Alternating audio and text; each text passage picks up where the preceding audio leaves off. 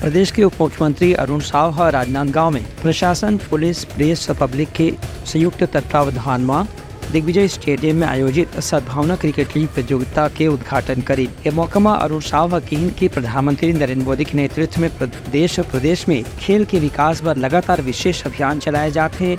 एक परिणाम ऐसे हुए है कि एशियाई खेल में और ओलंपिक खेल में पिछले 5 से 8 साल में पदक जीतने वाला खिलाड़ी मन की संख्या बहुत तेजी से बढ़ा जाते। खासतौर से एशियाई खेल में इधर 111 पदक जीत करके भारतीय टीम एक नवा रिकॉर्ड कायम करे थे।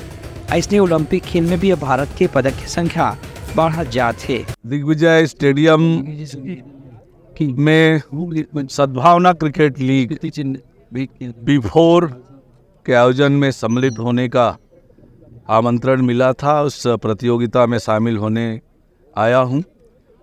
बहुत सुंदर स्टेडियम है और बहुत शानदार सद्भावना क्रिकेट लीग का आयोजन हो रहा है। मैं आयोजन समिति को बहुत बधाई और शुभकामनाएं देता हूं।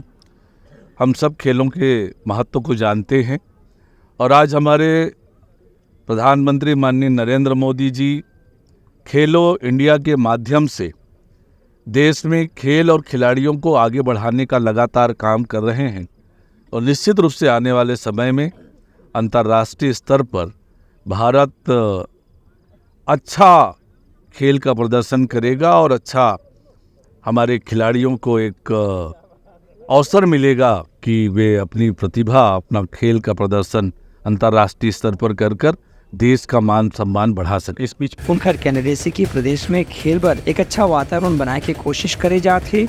एक परिणाम आने वाला दिन में जल्द से जल्द हमला देखे बर खलो मिली। Bureau report Telangana news.